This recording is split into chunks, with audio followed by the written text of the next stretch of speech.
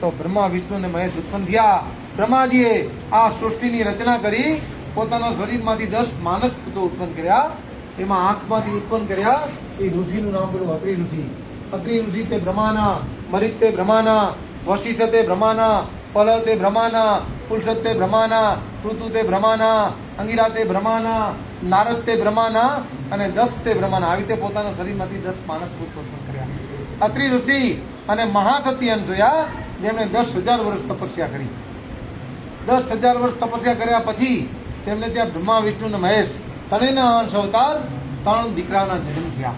મોટા દીકરા ગુરુ દત્તાત્રેય, બીજા નંબરના દીકરા ગુરુ દુર્વાસા અને ત્રીજા નંબરના દીકરા જેના 2 નામ હતા. એક નામ હતું સોમદત્ત અને બીજું નામ હતું રાજા ચંદ્ર. ત્યાંથી આપણો ચંદ્રવંશનો કેળવાયેલો. ચંદ્રના બુદ્ધ થયા, બુદ્ધના આયુ થયા, એના પુરુરવા થયા, એના 9 રાજા થયા અને એમના રાજા યયાતિ રાજા થયા. યયાતિ રાજાના પણ 2 પુત્રો થયા, પુરુ રાજા અને યદુ રાજા. પુરુ રાજામાંથી પાંડવ વંશ અને કૌરવ વંશ થયો. આગળ જતા એમાંથી ગોહિલ વંશ અને તુવર વંશ કે જે વંશની અંદર રામદેવ પીરે જન્મ લીધો તે પણ ત્યાંથી નોખો પડ્યો. અને યદુ રાજા ત્યાંથી આપણો યદુ કુળ કહેવાનો. બ્રહ્માજીથી 56મી પેઢીએ શ્રી કૃષ્ણ પરમાત્મા તેને આપણા ચંદ્રવંશની અંદર જન્મ લીધો છે, જે તમારા દાદા છે બાપુ. શ્રી કૃષ્ણ ભગવાન જેમનો જન્મ મથુરાની કાળકોટડીમાં થયો, કારણ કે એ તો બધી એમની લીલા હતી. ત્યાર પછી વાસુદેવજી રાતે 12 વાગ્યા જન્મથી એટલે કરંદિયામાં બેસાડી અને દીકરાને લઈ અને પોતાના મિત્ર રાજા હતા ત્યાં બાળકને મૂકી આવ્યા. ત્યાં પણ એક બાળકનો જન્મ થયો હતો. એને કરંદિયામાં લઈને રાતોરાત પાછા વાસુદેવજી આવી ગયા. સવારનો પોર થયો, બાળકનો રુદનનો અવાજ આવ્યો. પહેરેદારો જઈને કંસ રાજાને કીધું કે 8 અવતાર 8મો અવતાર જન્મી ચૂક્યો છે. પણ એ ખબર નહીં કે ભગવાનની લીલા થઈ ગઈ છે, બાળકની અદલા બદલી થઈ ગઈ, એમને ખબર નહીં. એટલે દેવકીબાના ખોડામાંથી બાળકને ઝટવી, જેમ 7ને પથ્થર પર પછાડીને માર્યા હતા તેમ હું 8માને પણ પથ્થર પર પછાડી અને એનો વધ કરું. ત્યાં તો આકાશમાંથી ઝટકી એ બાળકી રૂપ હતા. આકાશમાંથી અંદર આકાશની અંદર વીજળી બની અને યોગ માયા કહેવાના મહામાયા રચી એટલે નામ પડ્યું મહામાયા. એમાંથી શબ્દ અપ્રસ થયો અને નામ પડ્યું મોહમાય.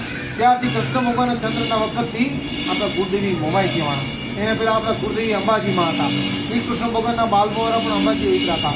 અંબાજી એટલે 51 શક્તિપીઠમાંનું એક પીઠ. જ્યારે શિવના પત્ની ત્યારે દેવ ગયા એટલે શિવ ક્રોધે વ્યાપી ગયા. પોતાના પત્નીનું નિષ્ણાંત જે અંબાઓ લઈ અને આમ બ્રહ્માંડની અંદર પ્રલય કરવા માંડ્યા. તે વિષ્ણુજીએ યુક્તિ કરી કે આમનો ક્રોધ શાંત નહીં કરવું તો પ્રલય થઈ જાય. એટલે માતાજીના નિષ્ણાંત જે હતો એના 51 કટકા કર્યા. એ 51 કટકા જ્યાં જ્યાં બ્રહ્માંડ ઉપર મળ્યા એમાંથી 51 શક્તિપીઠ ઉભેલી. એમાં જે હૃદયનો ભાગ છે એમાં અંબાજી, મસ્તકનો ભાગ એમાં હિંગળાજ, લાસવેલા નામનું ગામ છે, સિંધ પ્રાંતની અંદર બલુચિસ્તાન પ્રાંત કહેવાય છે, એમાં હિંગળાજ કહેવાના. એટલે એ મહામાયાએ કીધું કે તને મારનાર તો ગોકુળ પહોંચી ગયો છે, હું તો મહામાયા છું. આટલું કહી અને અંતર ધ્યાન થઈ ગયા. આ બાજુ ચંદ્ર રાજા જેઓ પોતાની ગાદી ઉપર આરૂઢ થયા.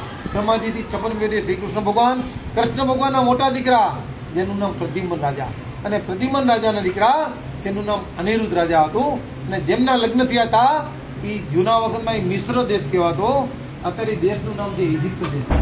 ત્યાં સોનિતપુર નામનું ગામ અને બાણાસુર રાજાના દીકરી બા જેનું નામ હતું ઓખાબા, એમને અનિરુદ્ધ શિવાપુ હારે એમના લગ્ન થયા.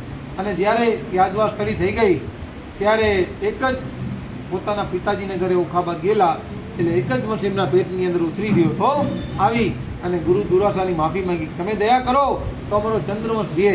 એટલે દુર્વાસા ઋષિએ વજ્રનો ઘોડો જે મંત્ર દ્વારા સિદ્ધ કરી હવનની અંદર કે તમારી નાભી ઉપર રાખજો. વજ્રના ઘોડાને નાભી ઉપર રાખ્યા પછી પૂરા દિવસે એ દીકરાનો જન્મ થયો.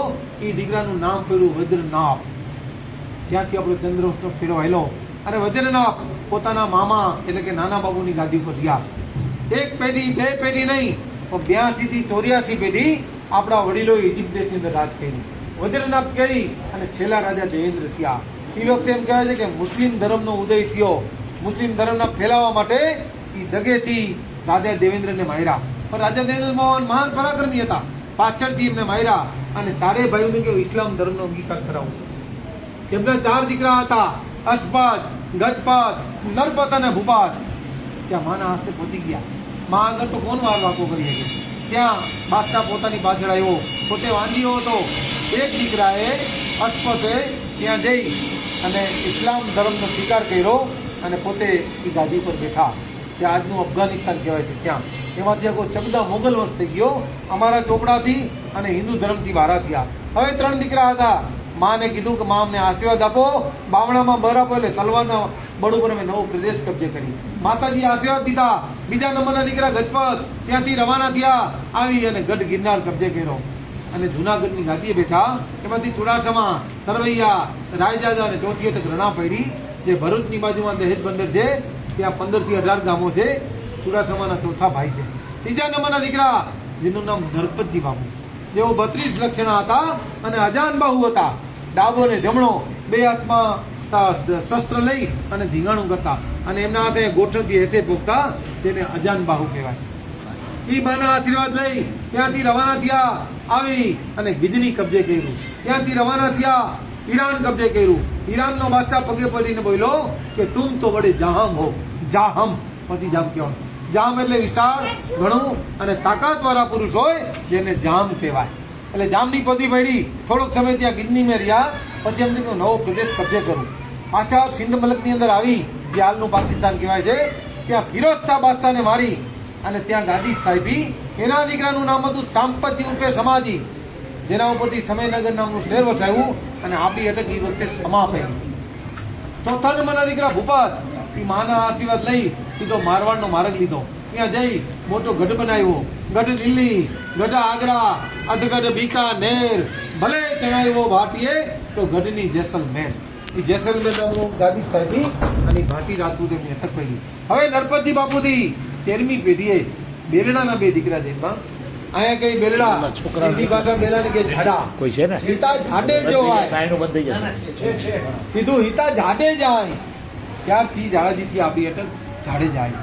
અને જે એના ભાઈને 2 દીકરાને ખોરે બેસાડ્યા, એ 2 ભાઈનું નામ હતું લાખાજી અને લાખિયારજી.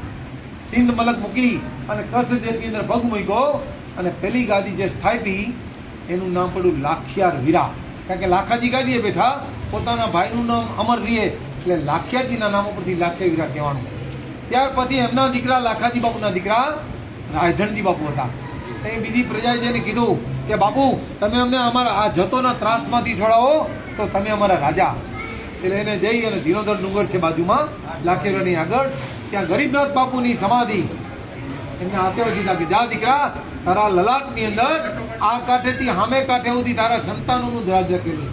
એના 4 દીકરામાંથી આ બધું થયા ને, એટલા જાડેજાથી 4 દીકરામાંથી થયા. આશીર્વાદ મળ્યા એટલે આખા કચ્છ દેશ ઉપર રાયધણજી બાપુએ સત્તા જમાવી. સત્તા જમાવ્યા પછી પોતાના છાપા ઉપર ગુરુની નિશાની રાખવા માટે એ ગુરુની નિશાની લાલ કલરનો કટકો રાખતા. લાલ કલરનો કટકો એની ગુરુની નિશાની માટે. એટલે કચ્છમાં અમારે લાલ કલરને રત્તો કલર કહે. શું કહે? નામ પડ્યું રત્તો રાયધણજી. અને કચ્છની અંદર ગાદી સ્થાપી લાખિયાર વીરા. પછી એમના 4 કુંવર થયા. જેમના બાપુ રત્તા રાયધણજીના 4 કુંવર થયા. 4 દીકરા મોટા થયા એટલે એમ દીકરો અમારા દેશ 4 કચ્છની અંદર 4 ગાદીના ભાગ પાડ્યું. મામૈયા માતંગને બોલાવ્યા, જે આપણા કુલગુરુ હતા. રક્તનું તિલક કરી અને ગાદીએ બેસાડ્યા. મોટા દીકરા દેદાજી, એને કંથકોટ નામની ગાદી દીધી.